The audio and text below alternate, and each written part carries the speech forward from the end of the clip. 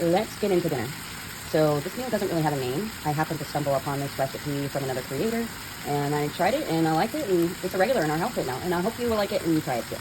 So, half a pound of bacon chopped up, and we're going to cook that. This recipe only calls for 1 pound of hamburger. However, all I had was 2 pounds that was already weighed out, so that's what we're going to use.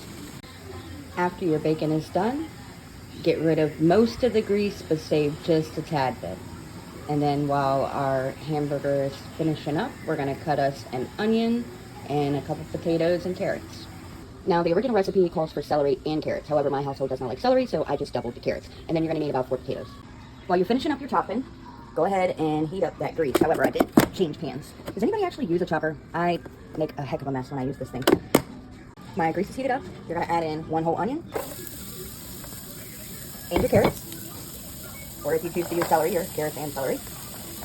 And then for this whole entire recipe, we're going to need 4 tablespoons of butter, in which we're going to use 1 tablespoon right now. I'm just going to put that there. And we're going to let this swell down. You're also going to need to get a 1/4 cup of flour to the side, and you will need 4 cups of chicken broth.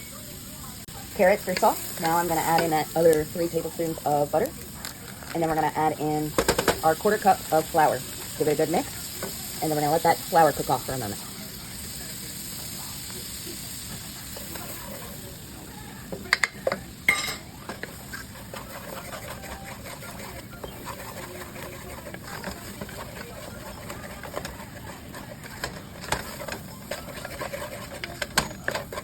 Once you've let that flour cook off for a moment, we're going to add in our potatoes, our ground beef. I'm probably not going to use all 2 pounds. Save some for my doggos for tonight. And then you're going to go ahead and add in that 4 cups of chicken broth. For this next step, we're going to go ahead and turn it up and get this to boiling, and you can add in the seasonings of your choice. I'm just adding in some garlic powder, onion powder, pepper, and a little bit of basil. No, I'm not adding salt because this is very salty from the bacon. And then we're also going to be adding a whole block of Velveeta cheese, which is very salty. So I do not recommend salting until the very end. We are going to boil this until the potatoes are fork tender. While we're waiting for this to boil, you can go ahead and cut you up 1 box of Velveeta, which is 16 ounces, into cubes. And then you'll also need 1.5 cups of milk and a 1/4 cup of either cream cheese or sour cream, which I don't have sour cream, so we're going to try it with cream cheese this time. My potatoes are fork tender, so I'm going to go ahead and add in my 1.5 cups of milk and my cheese.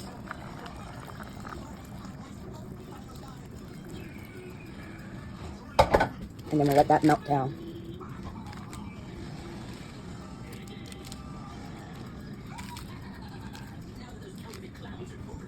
Once you finish adding your cheese, go ahead and put in that 1/4 cup of either sour cream or cream cheese, and then we're going to let this melt together into a gooey goodness. You can go ahead and add your bacon in at this time too. Once the cheese is melted, it's done. The sauce will also thicken as it stands. I really do hope you give this one a try. You don't want to miss this.